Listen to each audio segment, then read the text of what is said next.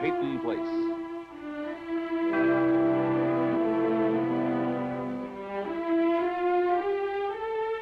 Starring Dorothy Malone as Constance Mackenzie, Ed Nelson as Michael Rossi, Mia Farrow as Allison Mackenzie, Ryan O'Neill as Rodney Harrington, Barbara Parkins as Betty Anderson, Tim O'Connor as Elliot Carson, Christopher Connelly as Norman Harrington.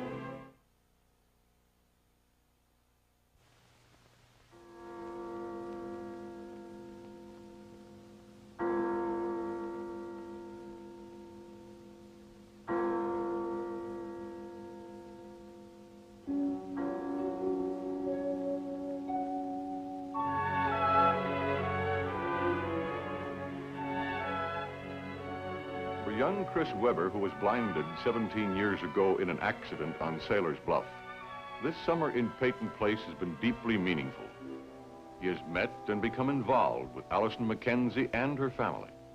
The warm and gracious Carson home has become a sanctuary, a place to forget the grim past, a place to think about a hopeful future. Chris seems to be enjoying himself. I think he is. He likes you, Allison. I like him. How? What? How do you like him? As a companion, as a friend, someone to be comfortable with? As a friend? He wants more than that. I'll make the coffee. He can be hurt, Allison. So can I.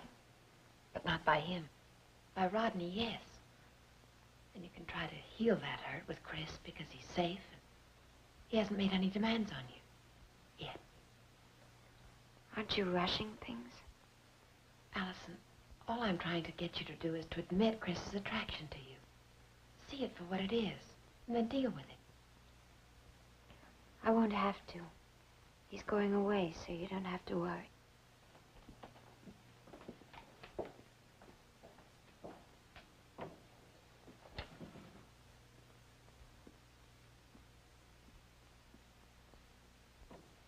I thought you were going to spend the whole summer here. I was, but it'll be easier back in Boston. Vacations are great, but they're not very conducive to study, and that's what I need most. Oh, well, Allison has really enjoyed working with you, Chris. She's wonderful.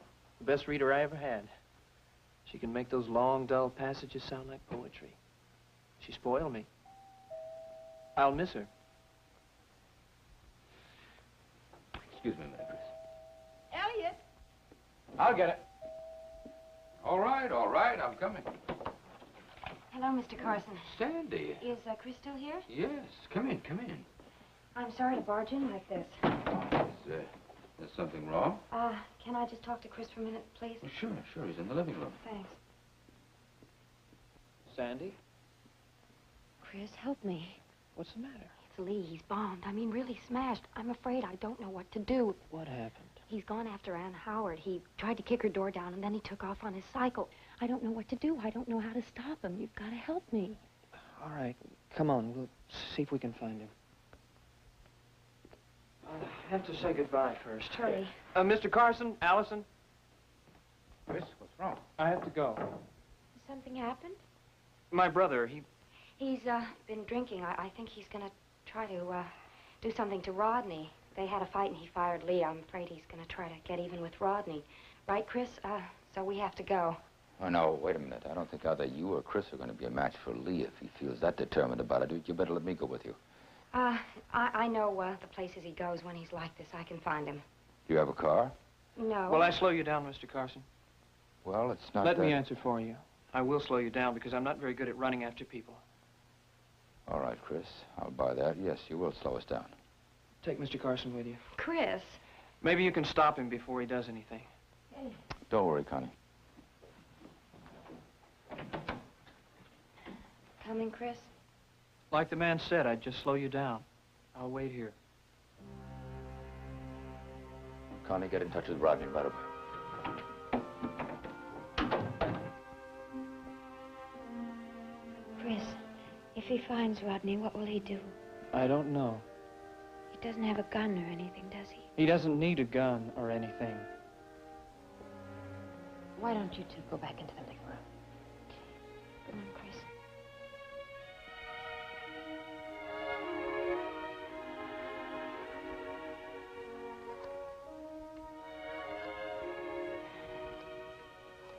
be all right? Sure. Everything will be all right. Want some coffee or anything? Chris. Mrs. Carson? I tried to reach Rodney, but he isn't home. Never mind about Rodney. Call Ann Howard and warn her about my brother. Sandy said... Call Ann Howard. Please. All right. I will.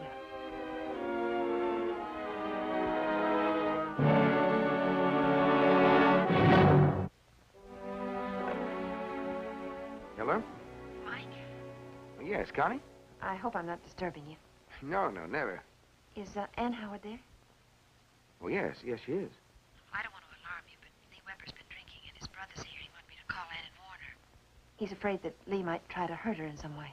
Oh, I see. Well, thanks for calling. I'll take care of it. Elliot's out looking for him now. Good. It'll be all right.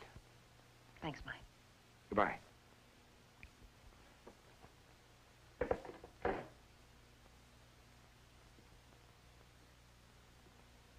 Mike? What is it? Lee Weber's out on a binge. His brother's afraid you might be the target. But that wasn't Chris on the phone. No, that was Connie. He's over at Connie's house. He asked her to call and warn you. Chris asked her to call? Yeah, something's got to be done about this guy. I've tried everything. I've talked to him. I've threatened him. All right, now it's going to be up to someone else. Who are you calling? The police? Oh, no, don't. Look, he's over the edge now. He's through talking. He's going to push and push as hard as he can. I know that.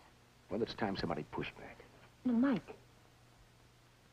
Why do you think that Chris tried to warn me? Well, because he doesn't want to see you hurt. No. He'd have a reason to. If he thinks I hurt him, then he could want to see me paid back. You're right. No matter how Chris feels about me, he doesn't want to see me hurt. He just proved that. It's Lee. He's the one who won't let it rest. But why? I mean, why should he be the one? After all these years, why should he want to punish me? Or have to punish me? He isn't hounding me because I blinded his brother, but because I didn't. And if I didn't, then who did? That's the next logical question, isn't it? That's the one they'll ask if I prove that I'm innocent. If, Mike. If I'm allowed to. If somebody doesn't stop me. Lee Weber. I'm not frightened of him anymore. Because he's frightened of me.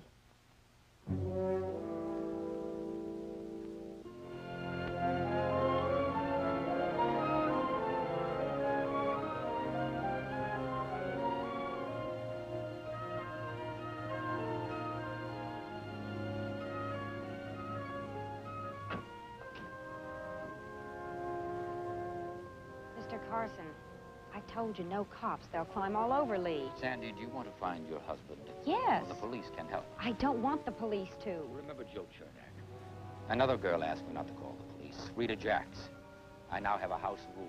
I never make the same mistake twice. You coming in? Uh-uh. Wait here.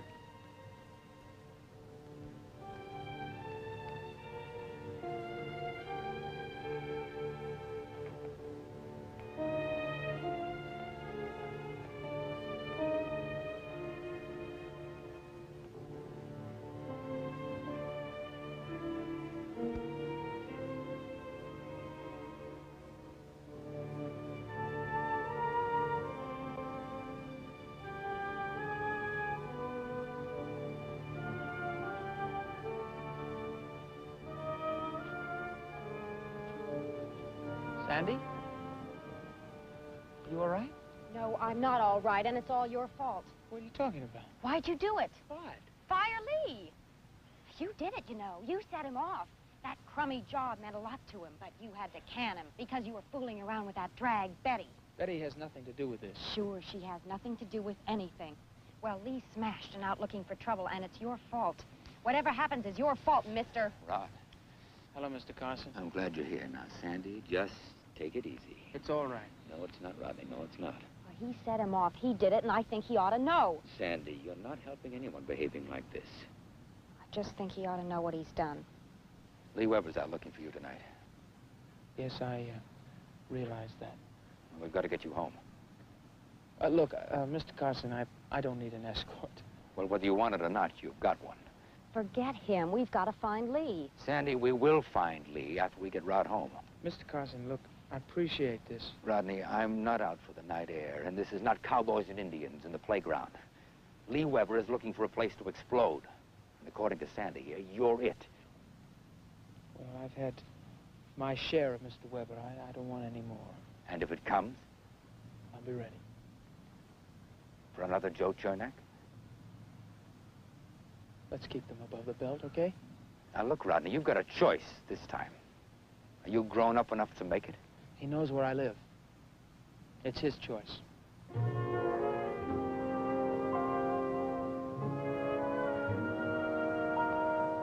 Come on, Sandy, let's go.